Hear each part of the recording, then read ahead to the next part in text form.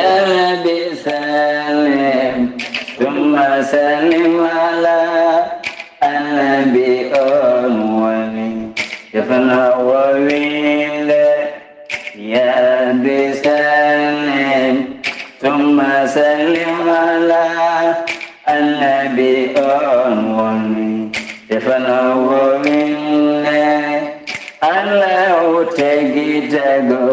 أبرني daha tagaka honoma wodowinde musidɓe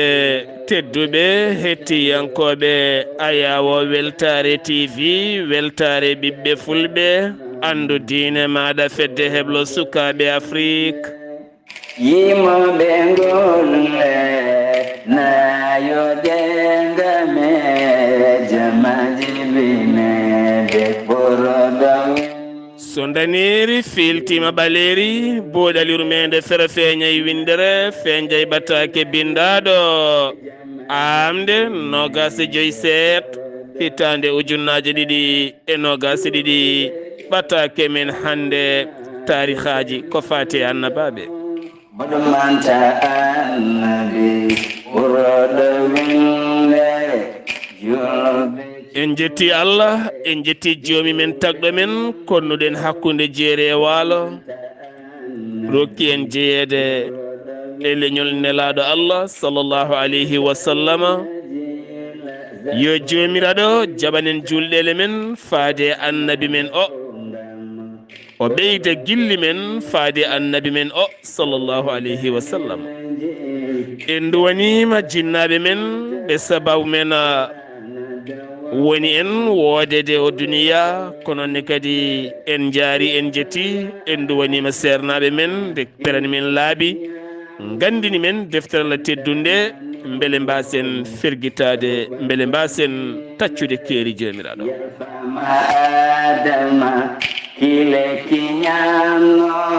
en calmini dendagal bandiraɓe hettiyankoɓe ayawo weltare tv weltare ɓiɓɓe fulɓe kala to gonɗon no gonirɗon on mbiyama kisal ɓuural ndenka e yajede yoddumo e men musidɓe tedduɓe ɗiɗo henna tarihaji annabaaɓe ɗi gaddaten ko ha wonani men yeru wonani men wasiya wonana men miccorgal wonana men muñal udditana men ɓerɗe udditana men haqillaji e jiiɗe nde tawnomo adima e suudu kala wimare heno jaalal eɗen jetta eɗen jaara musidɗo meɗen ceerno ousmane ly kame goomu mum kala nde tawno fedde e yiɗɓe annabi sallllahu alayhi wa sallam woni ya nabi hanki mbaɗi golle paayo dinde nde mbaɗɗen hanki yewtere suudu meɗen yewtere taw kadi ganduɗa ko fate banggue madhu annabi o sallllahu alayhi wa sallam ɓe jarama yo Allah yoɓe moƴƴere nonne kadi yeeɓiyankoɓe e heeɗiyankoɓe kala musidɓe tedduɓe jayde weltare ɓiɓɓe fulɓe ene waɗa erago nogase jeenayyi nduɗo henno lewru wattaɓe duuɓi jeetati koɓe goni e weeyo gila to kabaruuji buuɗal yurmeende e gueɗe goɗɗe kala aɓe eeri noon kala jarlitiɗo bawɗo wallidde ɓe matériel uji ha golle mabɓe ɓuura yuɓɓude aɓe bismi ɗum hen kala kadi mo ala aɓe cohli ɗum hen duwaw ha gueɗeɗe kala ɓuura yarude yeeso ceerno Abdullaahi Sih haade men yettade jewte men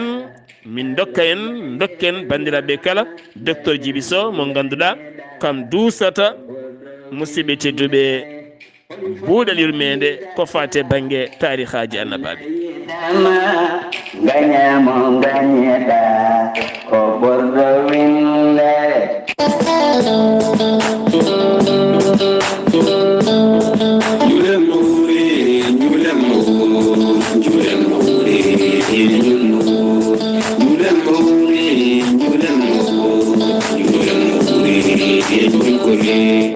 docteur Djiby Sow wittiyanke safriyanke mo jomiraɗo rokki sellinde o saaha mo gondena seydeneji dumbama e jurmo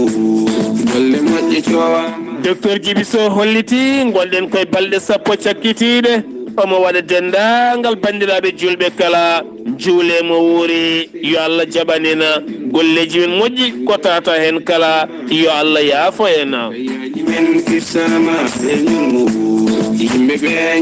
docteur Djiby Sow no wiya kala mo menno jokkodirde yo yaafo ɗum yarlo ɗuma kanko to banggue makko mo yaafi omo yarli teni gara mo nelde duwaw dendagal ɓen kala nde jomiraɗo ɓeynirɗo men cellal e hattane yajede docteur Djiby Sow wittiyanke safriyanke mo jomiraɗo rokki hannde sellinde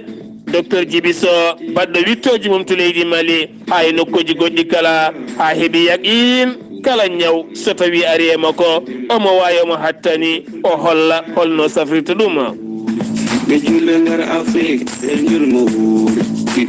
docteur Djiby Sow ene safra ñaw biyeteɗo fibron kiis neme prostate soppisa kono ne kadi tension diabète neɗɗo ɓuutowo koyɗe ɓuutoje keeceji musoje nonne kadi ɓandu jaaɗoru ɓandu wuloru reedu hewdu rafi ha heewi gonɗuɗo e soppisa nonne kadi neɗɗo donc ɗo ɓesnude fode docteur Djiby Sow ene safra ha sella docteur Djiby Sow taweteɗo to Nouakchott laamorgo leydi Mauritanie to leegal 6e sa ari ha Carrefour Boudda ha a ɓenni ɗon seeɗa jama gonɗo ɗon galle mo gatorɗo arde e galle dewɗo heena ma taw ɗon étage giri bleu ko ɗon docteur Djiby Sow tawete ma taw ɗon tableau mawɗo ene winda docteur Djiby Sow grande guérisseur international docteur Kidira ganda a yettima sa yiiɗi hebde docteur Djiby Sow tawete to leydi men Mauritanie Nouakchott mbatta ko 00222 34 83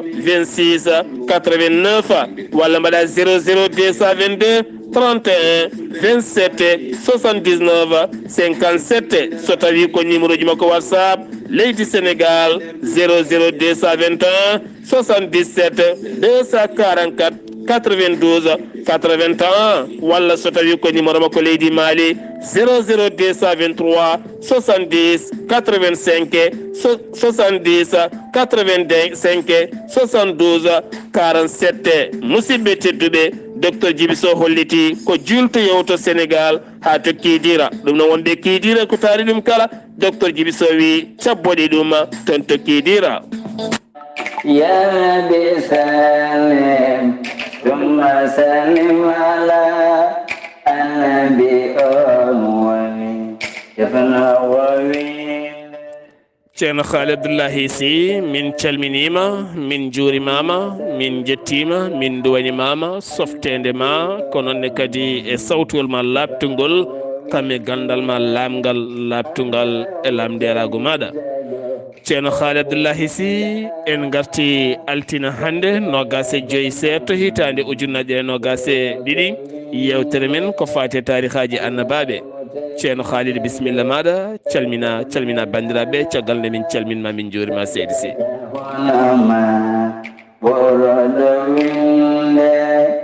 yimo ɓengolle nayodengame jamajibinede ɓorodo windere yimo ɓengolle nayodengame jamajibine ay Seydi Saar mi salmitimama mi salmini dendagal ayawo Weltaare TV Weltaare ɓiɓɓe fulɓe andu diine ma onon fof on calminama on juurama on ñagama du'awu kam e yafuya ko musidɗo mon guiɗo mon sehil mon Kaliidu Abdullaay Sih ari notade musidɗo mum guiɗo mum sehil mum nder e bowal Saar Abdullaahi Saar mi salmini dendagal julɗo fof ɗo woni mi ñaganima ɗum Allah nde Allah jippinta e mum yurmeende mum e moƴƴere mum e ndenka mum kirika en jetti Allah kadi Allah moƴƴono jiyaɓe mum o moƴƴini en hande kadi hokkude en kattanɗe e sembe wawde jotade ɗo hande kadi addande en ko gonoɗen addude on ɗon Allah en carata yettude mo gam moƴƴirijo waɗanten ñande kala kono en jetti kadi duwontoɓe en ñande foof duwuji keeriɗi en ñaguima Allah subhanahu wa taala kala moƴƴere ɓe duwoni en yo Allah rendidin en e mabɓe enen e dendagal julɓe kala. calminali moon jettima onon foof on calmitama e mbadi kubtudindi oɗon jarlo oɗon jaafo kala ko ngakki on e amen wona yidde amen wona saago amen. ɗum noon seydi Saar mi salmitimama sahade calminɗami taw ko salminadu timmudu salminadu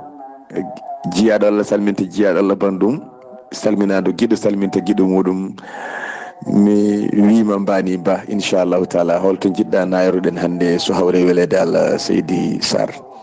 ceerno Kaliidu Abdullaay Sih min calmitimama min juurimama kon ndu wiɗa ko e mbi allahumma amina ya rabbal bayti ya rabbal alamina gorko mo sorigo.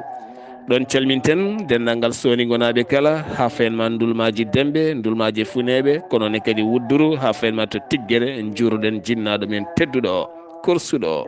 est ce que gurdam juɗɗam battane moƴƴe. ceerno Kaliidu Abdullaay Sih hande paaɗen koye annabi Yunus. holi o gorko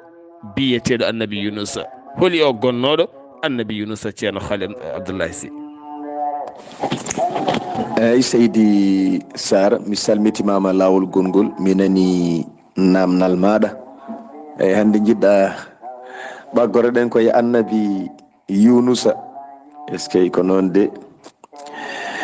ɗi gorko mennoɗo jarribede kañumne aha mennoɗo jarribede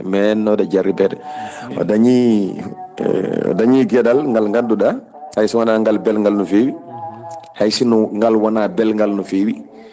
o dañi gueɗal ngal ganduɗa kanko tan meeɗi hawrude e ɗum e gurdam ko aduna dari ko aduna diida faade joni won ko kewi hakkude makko e yimɓe makko kanko oɗo Yunus ala foof annabi moɗum kewani hakkude muɗum e yimɓe mum ɓe nelanoɓe ko noon garɗo foof ardata koye gueɗal mum ko noon kanko Yunusa jibinimi ko biyeteɗo matta o yimɓe heɓane cikka ko baba makko kono ɓuuri jiccude matta oɗo ko nene makko. hay annabi goto joftinaka e nene mum so wona kanko Yunusa e ko habra oɗo matta wiyama ko nene makko wona baba makko. on jibin ko Mathan, on kadi jibin ko Rujaymu, on jibin ko Aynashahu, on jibin ko Suleyman. kanko oɗo Yunus asko makko yehi ko ha to Bunyamin ko miñum nabiyullah Yusuf, annabi Yusuf e oɗo Bunyamin jiidi yumma e baba ɓe jiidoy e heddiɓe ɓe baba ɓiɓɓe Yaquba. eyyi joni oɗo Bunyamin kanko oɗo Yunus ko toon o hattoyi. eyyi ɓayde noon ko namdiɗa kam hol gonɗo Yunus ko oɗo woni Yunus inchallahu taala. ɗum noon bisimilla mboɗo sabbi namdal maɗa gongal seydi Saar. est ce que jarabuyaji ko kalɗaɗo henna ko oɗo Yunus ko neɗɗo jarribaɗo Allah kadi jarribamomo jarabuyaji kewɗi. ceerno Kaliidu Abdullaay Sih min puɗɗima famde holiyo Yunus ɗo kalanɗa men asko makko yaltoyi koto Bunyamin woni miñum annabi Yusufa. kankoɗo henna annabi Yunus ceerno Kaliidu kankoɗo henna annabi Yunus holno nelira e hol leñol ngol o nela e holno nelal makko wano. eyyi seydi Saar mi salmitimama lawol gongol. eyyi annabi Yunus o dañi nelede ayi mo kalnoɗen hanki o en kalinɗo hanki Ilias oɗo mi haalnima o dogino yimɓe makko nde o dogi yimɓe makko ɓe o fayi ko ladde o moloyi hayre nde noon waɗɗani to yummum annabi Yunus hoɗiɗo. yummum annabi Yunus nde jibinta annabi Yunus taw kañum naywi fuɗɗima naywude nde Ilias moloyi ndeɗo hayre kamɓe ɗo ɓikkoni ɗo waɗɗani ndeɗo hayre o wayrata galle yummum annabi Yunus kanko Ilias mo kalɗen hanki o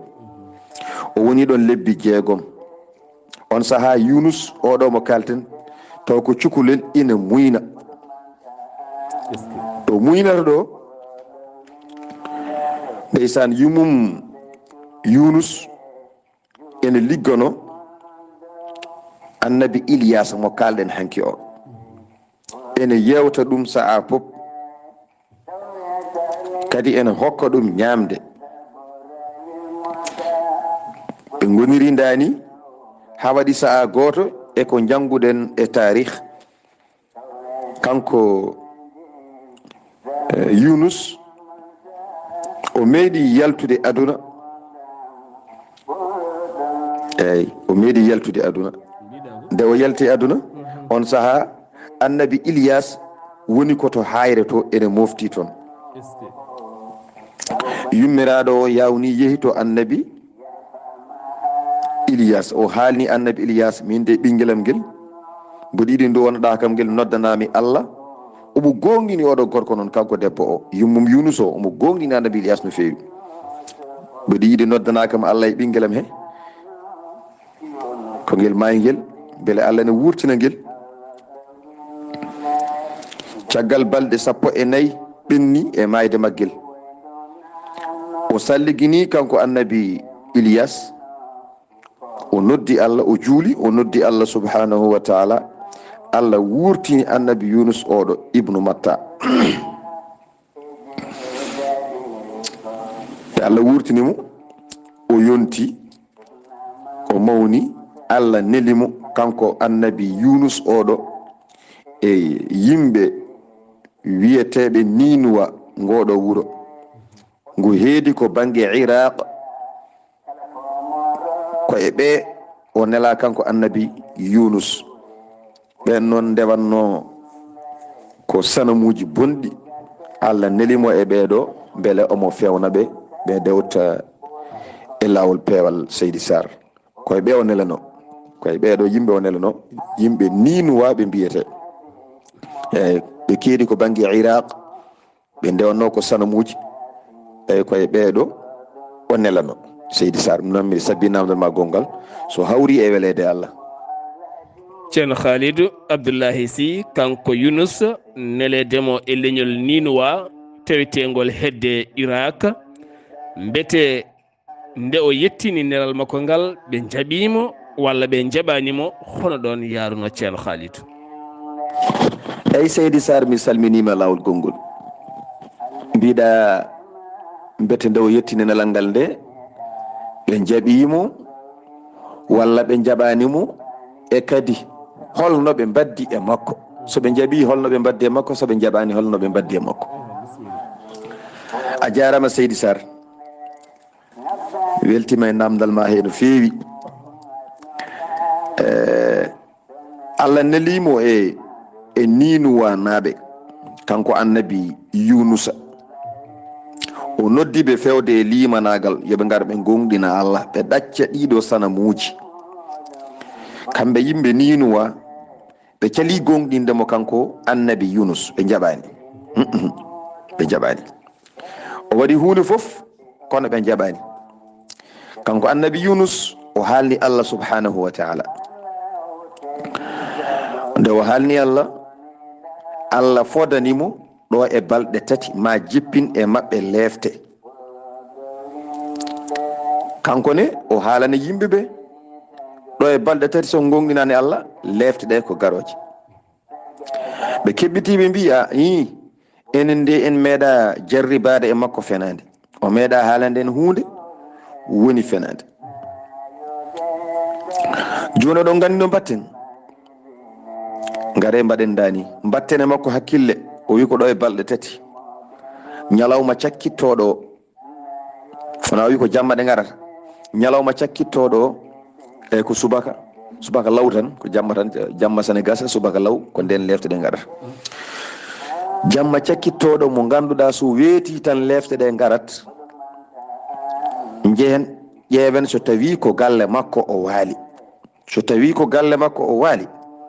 firi ko lefte ɗe garani hay batte yettotako on so tawi noon en jeehi en tawi o waalani ɗon goto fo yo hoccu bagage mum gande lefte ɗe garoje nden noon yeehi ha jamma hakkunde jamma Yunus yalti o yalti wuro ngo ha laabi ha wi cer nden subaka law aɓe batti hakkille ɓe ɗanaki no feewi sabi heɓe kuli ko haali ko ene jogori wodde ɓe pini tan ɓe coyni lefte ine kippi wuro ngo lefte ɗe gadi tellima ɗe jippima haa ɗe ɓattiɓe kamɓe ɓeɗo yimɓe lefte ɗe ɓattimaɓe no feewi no feewi no feewi on saaha noon nden ɓe jii lefte ɗe ɓe janana ɓe goni koye halkade ɓe jeehi ɓe dogi ɓe payi galle Yunus ɓe tawani ɗon Yunus ɓe tawi Yunus yalti adde Allah weddi e nder ɓerde mabɓe Allah werli e nder ɓerɗe mabɓe tuubu buye ɓe jalti ɗon e ɗon ɓe payi ladde ɓe nawi koye mabɓe ɓe nawi suddiɓe mabɓe ɓe nawi cukalon mabɓe ɓe nawi daabeje mabɓe ɓe payi ladde ɓe peññinoyi limanagal ɓe gonɗini ɓe jaɓi ko Allah wino ko yo Allah ruttanɓe lefte ɗe ɓe tuubi ɓe cerdi kala ɓiɗɗo e nene mum ɓe cerdi daabeje ɗe goto fof woni bange ɓe gone wullude daade mabɓe dow haɓe koyni asman eɓe ñaago Allah subhanahu wa taala ɓe lorlikino ɓe mbi jomam min gonɗini mo nelnoɗa o oɗo Yunus ko adduno ko min jaaɓi min duttima fewdema min laɓɓini anniyaji joomi amen yurmo min gonta wattude Allah huncaniɓe lefte ɗe oɗon ñalawma ko ñalawma haran wonno hawruno koye harande kadi hawri koye ñalawma aljuma hawruno koye ñalawma aljuma kono noon wiyama sa yi Allah yawni yaafuyo o ruttini lefte ɗe e nder mabɓe Allah longinɓe kala goto e mabɓe mennoɗo toñje goɗɗo ɓe goni e yaafodirde yarlumi yaafumi kamɓe fof ɓe jarlodiri ɓe jaafodiri ɗum ne jeeya hen a yiyat ɗon kadi ɗo ɓe jarlodirta ɓe jaafodiri ɗo o waɗa dogɗo rutto wuro o ɗoofa hayre wonnode galle makko taw o adduno komo hutoro o nawta hayre nde to ittunode to o wiya hayre nde yarlumi yaafumi taw o nawno ko hayre nde omo mahirinde walla omo sakki omo fawi hen haaju makko goɗɗo o sakkita haysino koye maade makko woni o yawno o heela o yaltina hayre nde e on ɗon fannu o nawa ɗum ladde o nawta ɗum to ittuno ɗo o wiya hayre yarlumi yaafumi ɗum ɗo fof yettimaɓe wiyama kadi ɓe jeehi ɓe jogui gando goto mawɗo koye mabɓe jeeya ɓe jeehi to makko ɓe mbimo an de lefte ko jippani hen joni an ka anduɓe jeeyɗa holno jiiruɗa holno poɗɗen wadde on heɓɓiti wiɓe kaale ɗiɗo konngol ɗi jogonmi haalande on ya jomiraɗo guurɗo jafoɗon de nokken mabɓaɓe ya jomiraɗo guurɗo ñande gurdam ala ya an guurɗo gurtinawo mayɓe ya an guurɗo mo ganduɗa daweteɗa ala so wona an ɓe kaali ngol ɗo konngol Allah huncaniɓe lefte ɗe wiyama kadi ala won konngol gongol kadi ɓe kutori ngol wona ngol ɗo ɓe mbi joomi amen minen de bakkatuji amen keewi an ɓuri noon andude kadi an ɓuri mawnude bakkatuji amen mawni kono manguma hejjata e bakkatuji amen he min jiiɗi ko mbaɗa e amen ko kanduɗa an joomi amen waɗa e amen ko kanduɗa wota waɗa e amen komin kandi waɗa e amen ko kanduɗa an jeemin kono woto waɗa e amen komin kandi aɓe gandi so Allah waɗa e mabɓe koɓe kandi kamɓe fof koɓe mayoɓe joni noon ɓe ñaagui Allah yo Allah ñawirɓe hoore mum tan bawɗe mum ɗe kattande mum ɗe yo Allah ñawirɓe ɗum ɓe hoddiri Allah ruttini lefte ɗe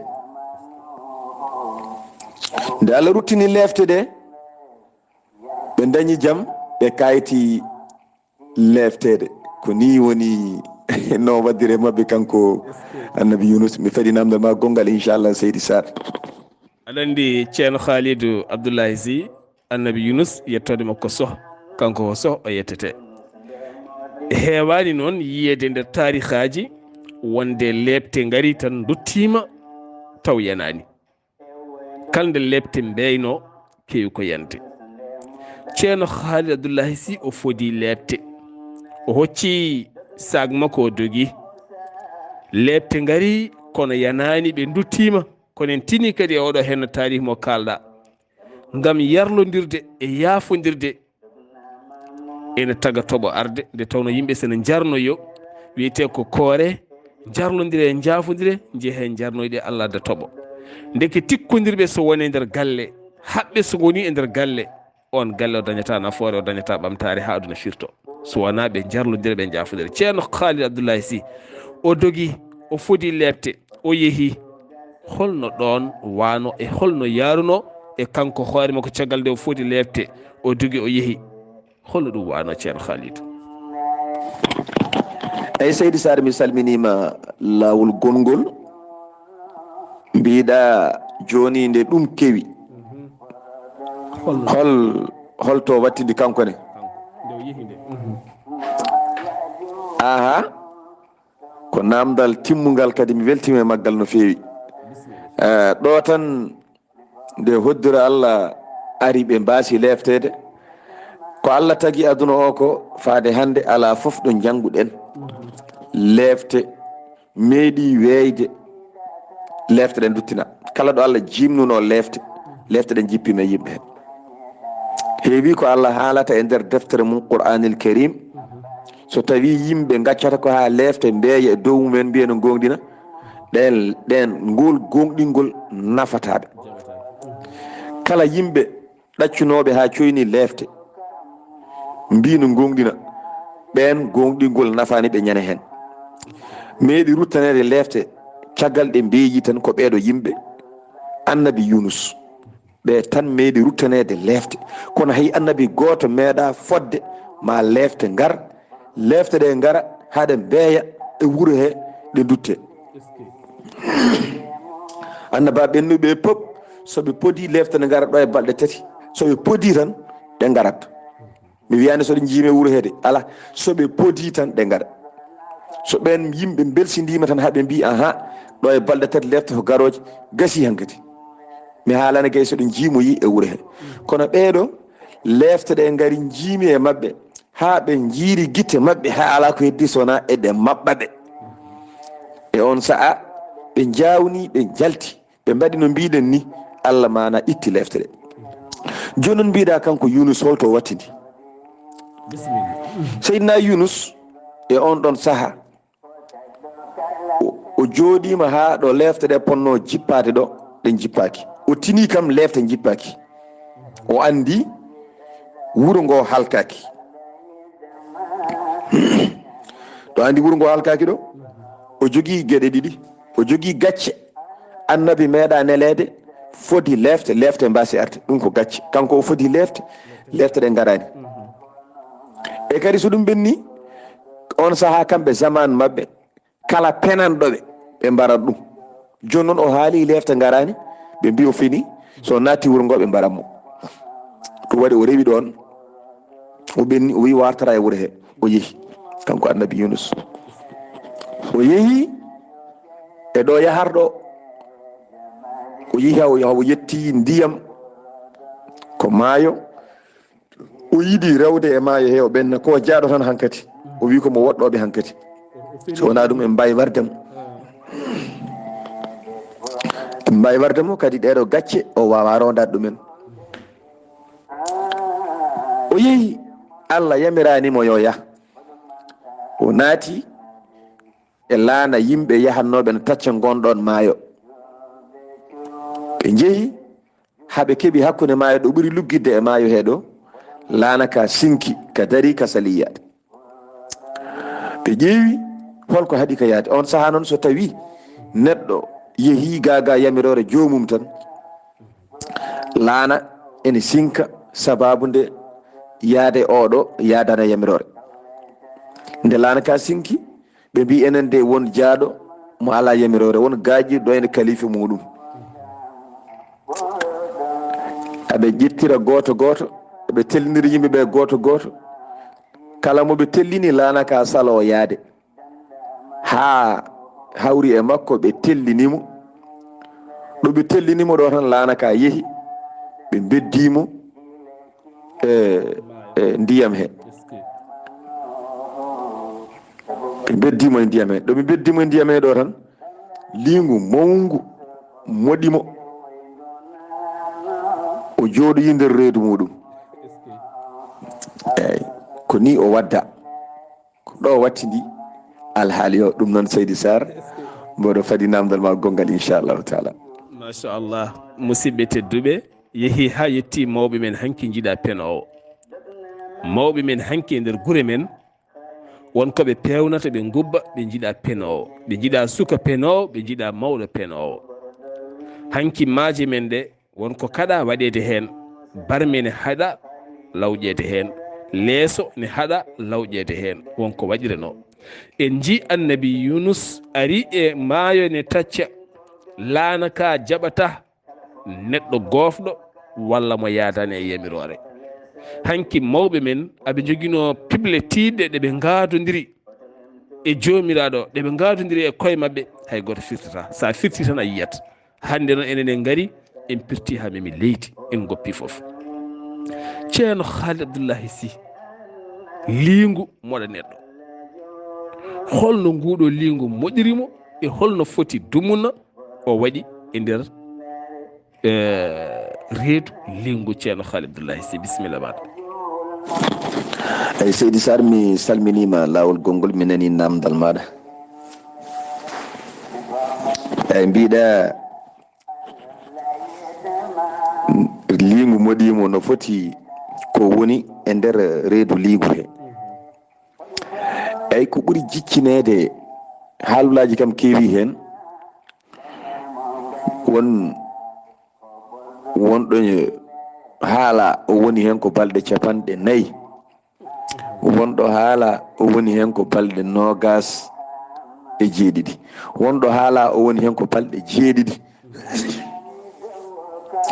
kono nder reedu liingu hay sinno ko heure goto o woni toon moƴƴani hay so heure goto o woni toon ene hulɓini no fewi reedu liingu ala o woni toon liingu ngu nde moɗimo Allah subhanahu wa taala noddi liingu Allah wi liingu mo moɗɗa o de woto hettere tew wotere waylo e makko o wona arsuku maɗa ofa ñammo yo wonto noon ha yamirore ara yo yaltu kanko oɗo mo moɗɗa kono kam hay hettere makko tew wotere famɗude ɓurde famɗude woto waylo to nder reedu ma to ɗum waɗi liingu ngu kañumne no Allah wiiri ni ngu woppiri noon kanko liingu ngu woppiri noon e hoddire Allah joni noon e hoddire Allah liingu yaade makko so balɗe 7 o woni toon won nokkuji ko noon windiri woni nokkuji ko balɗe 27 woni nokkuji ko balɗe 4 o woni toon ha e hoddire Allah ɗo naati reedu liingu ɗo omo jogiti konngol Allah subhanahu wa taala gotol deweteɗo ala so wona an senare wodanima min de mi laatima komi toñƴo hooram ko ngol ɗo konngol tan o haalata sen kaali pour yimɓe kutoro ne moƴƴi ngol ɗo konngol ne moƴƴi hutorade la ilaha illa anta subhanak inni kuntu min alzalimin ko ɗum ɗo woni ko haalanno ko binde musidɓe hutorade ngol ɗo konngol ɗon ne moƴƴi no moƴƴi no fewi no moƴƴi mbattanen hakkille kettoɗe ngol no moƴƴi jangen ngol ngol moƴƴi hutorade e nokkuji kala e hoddire Allah o heewi ko haalata ngol toon o foftata ko ala omo haala ngol tan omo reftina e maggol ɗum nde ɗum heewi no haalirta ni Allah subhanahu wa taala yamiri liingu ngu yo hukkitemo Allah wahyi liingu wimo liingu ya hukkitoymo e fongo maayo he Allah wi sinno fo wonano kanko Yunus o laatima o jeeya koye subbitinoɓe Allah to nder reedu liingu to ma o ñiib toon reedu ndu wonanamo ɗabri ha ñande ummital kanko ko toon o ummitto toon o yaltata so yimɓe ne jalta gabriji men ko toon o yaltata kanko kono noon o heewi ko subhinta o heewi ko noddata min mo sennina min o heewi ko wiyata deweteɗe la so wona Allah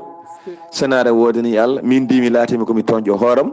ko ɗum ɗo ngol ɗo konngol o jogitinomo haala toon ko ɗum waɗi sababu Allah yamiri lingu yo hayto wonde toon ha daranga yo hukkitemo e fango maayo he ɗum waɗi lingu hukkitimo e dow fango maayo ɗum lingu hukkitimo ɗo hay batte o wawa omo ñawi omo loosi sa anda sa tawimo ɗon omo leeli sahande lingu hukkitimo cikkata ko mayɗo o ala wonki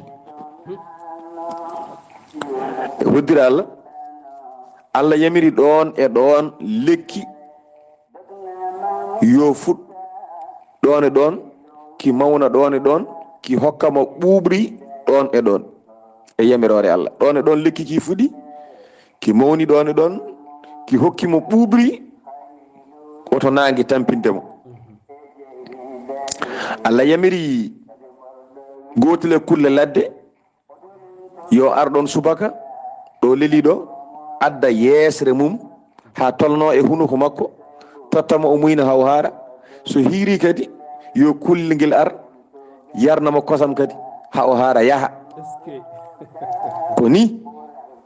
Allah subhanahu wa taala safririmo kanko annabi Yunus hay goto tawaka ɗo woni ɗo ko ɗon tan o woni haw selli ko ni mana Allah waɗanimo kanko nabiyillahu seydi Saar mbiɗa faɗi namdal ma gongal so Allah jaɓi la ilaha illallah muhammadan rasulullahi sallllahu alayhi wa sallam est ce que Allah kala mo hulani Allah tooñi ndaare tan musidɓe tedduɓe ɗiɗo tarihaji annabaaɓe ndaarno ɓeɗo annabaaɓe Allah ɓe suuɓi ene haalde men ne nela ɗumen ndaarno ɓe tampiri enen noon tampere men ma seeɗa natta hay gonɗinde Allah tampere men ma seeɗa jartudina heɗaɗa miijo ko boni min Allah yiɗa kam min ko ni mbami mi anda holko mbaɗmi Allah mboɗo juula mboɗo hoora mboɗo sakko ɓiɓɓam ko ni mbayi gorkam ko ni wayi debbam ko ni wayi mi dañata est ce que aduna majjere moƴƴani yo Allah dandu en e bone majjere majjere de moƴƴani yo Allah dandu en e bone majjere yo Allah dandu men e bone haala bonka yo Allah dandu en e sikkitade koye meɗen ƴeewe tan oɗo hen annabi Yunus liingu monma hayso ko tan feccere hayso ko tan 5 minutes amayat liingu nder fulkuru liingu gona toon so wonan ɗiɗo cuɓi hinali ɗiwo subi hini ɗo Allah ɗo o yalti omo fooƴi Allah neli ndeysan kullel wawi wonde lella wawi wonde foof funnimo ɗon lekki en ara en yarnamo kosam haw dañi sembe ceerno Kaliidu Abdullaay Sih o yalti omo fooƴi omo ɓawli omo tampi haydara o wawa Allah addanimo ɗon kullel nge elne yarnamo kosam ñande kala o ɗifti wo dañi sembe namdal men cakkitingal ceerno Kaliidu nde o selli nde hankadi ni o dañi sembe makko o hooɗ e leñol makko walla o jokku tan o yeehi kangal woni namdal men cakkitingal kadi mbadda hen wasiyama faade yimɓeɓe ceerno Kaliidu bisimilla maɗa eyyi seydi Saar mi salminima lawol gongol mi nani namdal maɗa beele nde o selli nde o jokku yaadu makko walla o dañino ruttade nelal he walla holno wayi seydi Saar jarama de namdal timmugal eyyi nde o wimmiɗon o dañi cellal Allah wimo subhanahu wa taala wimo rutto to nelnomami to rutto e mabɓe a rutto toon woddire Allah o rutti toon kanko nabiyullah Yunus Allah wi min neltimo kadi e yimɓe ɓe min nolnomo ɓe on saaha koɓe 100 neɗɗo 100 neɗɗo ɓe o nelanoɓe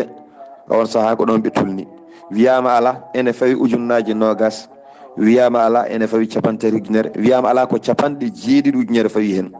ko 1,7 ujunere neɗɗo o nela. On sahaa noon kamɓe fof ɓe gonɗinimo. Kamɓe fof ɓe gonɗini on sahaa nde o arti nde o tawi kamɓe fof ko ɓe gonɗini. Allah wi min dahmitiɓe e gurdam mabɓe ha kala e goto e mabɓe ha lajal mum gasi min garani ɗum.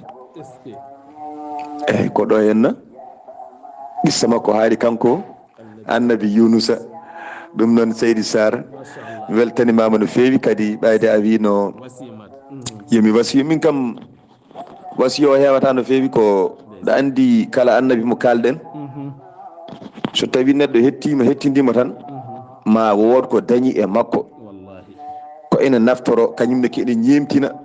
taw ngol ñemtingol ene hokkamo jaam e aduna hokkoyamo jaam janggo lahara. sa yi eɗen kala qissaji ɗi ko ha wonana neɗɗo o teskuya kankone o anda holto foti fawde koyngal makko. ko neɗɗo rentinte ko ɗum ɗo ɓaade ɓe ko mbanno ko ɗum waɗi sababu ɓe kalka andine aɗa rentine wota wadde ɗum kalkeɗa. ko neɗɗo wajirte ko oɗo wanno ko ɗum ɗo dañi jaam ko ha mbawa fawde ɗon koyngal ma andine daña jaam. ko ɗum waɗi ay gueɗe ɗiɗi ne hen e nder qissa makko. neɗɗo yo rento salade yamirore Allah. ay kanko o yeehi o yadani yamirore Allah te ko annabi o jeeyakoɓe Allah suuɓi e on ɗon zaman kono haɗani o dañi caɗele. wadde neɗɗo foof ene foti rentade kaɗe Allah. neɗɗo ne foti yaade e yamirore Allah. guiɗel konngel ngel neɗɗo yo ƴeew so tawi ka l'islam yanki wonko l'islam yamirma wonko l'islam haɗma. neɗɗo ko kañum tan hokkata hoore mum jaam. sa ɗiɗi jaam tan ɗabbu. sa ɗaɓɓi Allah subhanahu wa ta'ala Allah no wayi yidde neɗɗo ni so tawi neɗɗo ala ko ɗaɓɓi so wona jaam o wuurata haw maya o heɓata so wona jaam. waɗi kala annabi mo gadduɗen e nder haala ko kalɗen e makko ka tan neɗɗo ne wawi yiitade hen hoore mum. neɗɗo ne wawi suɓade hen ko ɓuuri moƴƴude kankone o joguito ndin ɗon mbaadi e oɗon fannu e gonɗon yeeso ne wawi o dañira ɗon jaam. Allah o iwani ɗo wonno o ustaki o waylaki ɗo wonno ko ɗon woni kadi o iwoyta o jogorani iwoyde. ɓennuɓe ɓe jammoɓe dañño o golle ɗe ɓe golluno haɓe dañi jaam o Allah ko hande o ɓuuri darade e on ɗon nokku jammo rokkunoɓe o omo jogui ko ɓuuri on ɗon jaam. so tawi en ɗaɓɓi tan en dañat. tinnoɗen e koye men gonenen Allah yimɓe ko Allah ɗaɓɓata e neɗɗo ko gonen ɗum enen en dañen e makko ko neɗɗo ɗaɓɓata e jomum ko. yo Allah newnanen moƴƴere. oɗon jarlo oɗon jaafo ko musidɗo mon guiɗo mon sehil mon Kaliidu Abdullaay Sih arno notade doddago musidɗam guiɗam sehilam Saar Abdullaahi Saar Seydi Saar mi weltanimama no fewi. mi ñaaguima Allah yo Allah jonnu balɗe ma yo Allah moƴƴin gurdam ma yo Allah hokke sago ma e yidde ma yo Allah sembina sellin ma yo Allah sembina sellin ma o sembina o sellina kadi kala dariɗo hono darde nde dariɗa de yo Allah sembina sellin ma nde wonde won e yimɓe cellal mabɓe ko cellal rendo fof walla ko cellal aduna fof. ko ɗum waɗi sababu Aboubacry Siddiq o meeɗi wiide nelaɗo sallllahu alayhi wa sallam